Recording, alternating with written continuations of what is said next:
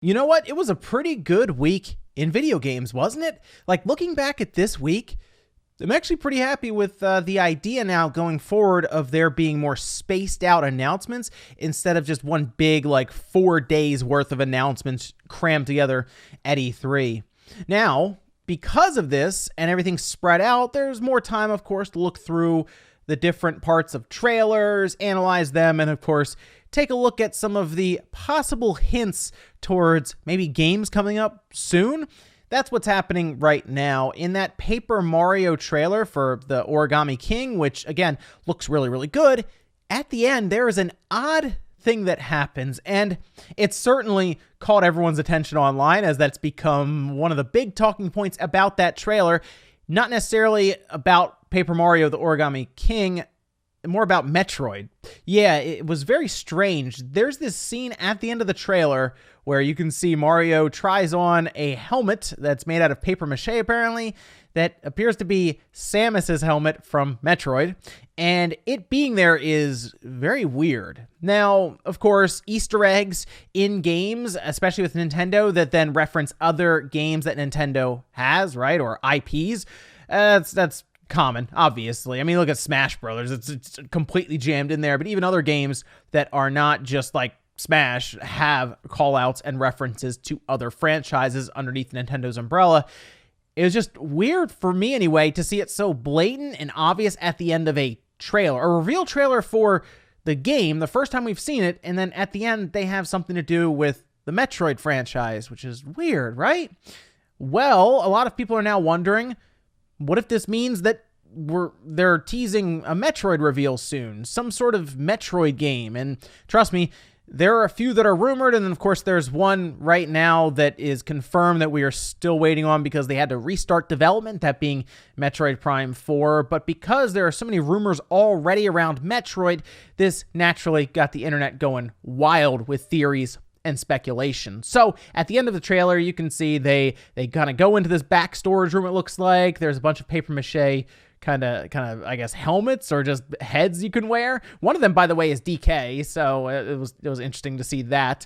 Mario puts on the helmet, and then one of the characters remarks that's something you don't see every day, and then they say something about them Mario battling something. Is he battling something? I guess acting like maybe he's pretending, or they can't see the enemy, something like that. But yes, this appears to be some sort of call out to the Metroid franchise, obviously. So there are a couple things we can look at here. The first one, which is, to be honest, probably the most likely and kind of obvious one, is the producer for Metroid Prime, Paper Mario. There is the same person. It's Kensuke Tanabe. So there's a chance that he kind of just put that Easter egg in there for fun. I don't really know why it's in the trailer the first time we've seen the game, though. I figured that would have been something really fun that we just find. Like, can you imagine if we didn't know about this now? The game comes out in 2 months anyway, right? We pick the game up, we go through it, we get to this part of the game, this level, part of the world, whatever, and we're going through, and we go into the back room, and there is a Samus helmet in the back. We would have freaked out. That'd been so cool. But instead, it's used in promotional material. I don't really understand why that is necessarily, other than them just say, hey, look, Metroid. Remember Metroid? And that's kind of where we are after that. Could this be a tease towards one of several Metroid games that could happen? And it's possible. Now, here's the thing that makes it so difficult is the current situation around the virus and the pandemic makes it very difficult to gauge where Nintendo is in development of anything right now. I mean, we just heard about Paper Mario and it's out in 2 months, but we had been hearing about Paper Mario with rumors in the background for actually a while now. And I thought, as well as several others, that we would have heard about Paper Mario closer to the beginning of this year. Obviously not 2 months before launch. No one expects that. Oh, the game's coming out when? Oh, it's out in 60 days?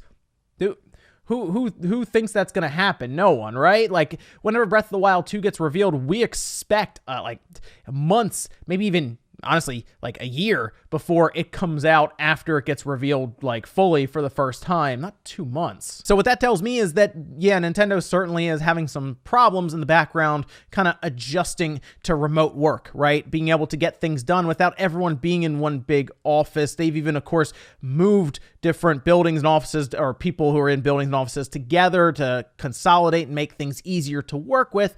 And now all of this strikes, and they're trying to scramble and get this done. There's a lot of things around that, obviously. Like, remote work sounds like, okay, well, I just go to the office and work on a computer anyway. But there's a lot of security and all of this. Nintendo has been cracking down more and more on leaks, and this certainly will not make that job any easier. But there are a few Metroid games that are currently rumored outside of Metroid Prime 4, which restarted development at the beginning of last year. So Metroid Prime 4 is probably, from when we saw it as, the logo on the screen to when it comes out, that might end up being like a 5-year thing. This could be a 2022 game. It really just depends on how things go with Retro Studios and how much they actually could salvage from the canceled project. Well, the rebooted project. They basically canceled the old Metroid Prime 4 and restarted development with Retro Studios on, I guess, the new Metroid Prime 4. I really hope somebody eventually figures out what the original one looked like and why they had to restart. But the fact that that's happening, it could end up even being a cross-gen game. It might really take that long. So that kind of right now leaves us with 2 other rumored projects for Metroid that this could be alluding to if they indeed are doing that. The first one is the most obvious that everyone has talked about, and that is Metroid Prime Trilogy.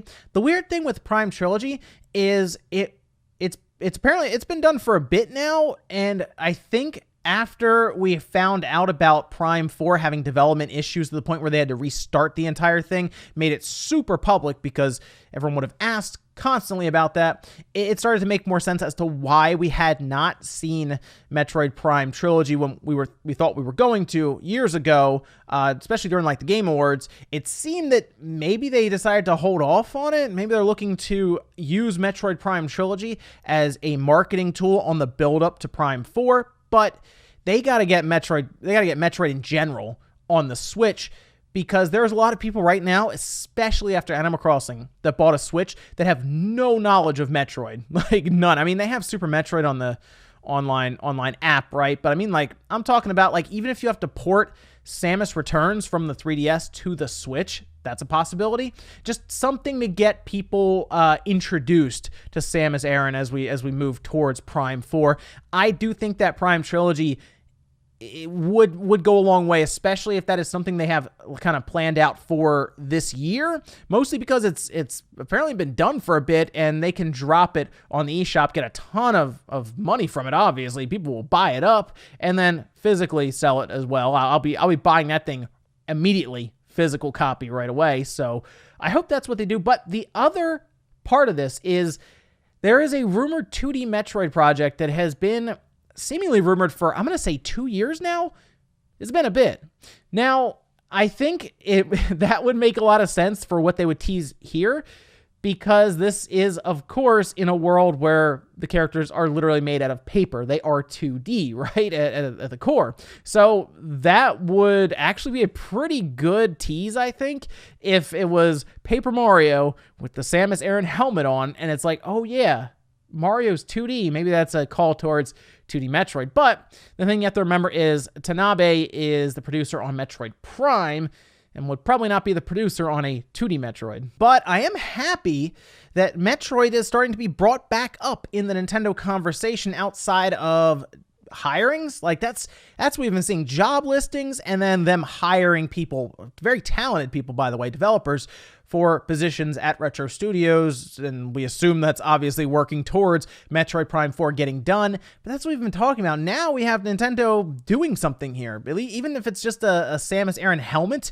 in the trailer for Paper Mario, the Origami King. It's still something, right? So here's hoping that we're about to get some news about Metroid in some capacity, whether it is a port of the 3DS game to the Switch, or a new 2D Metroid, or Prime Trilogy, or somehow, some way, more information about Prime 4 in the form of a cinematic or something, just to show the direction of the game. A lot of stuff here, but again, the problem we have right now is that everything is in flux behind the scenes, and you don't have to take my word for it.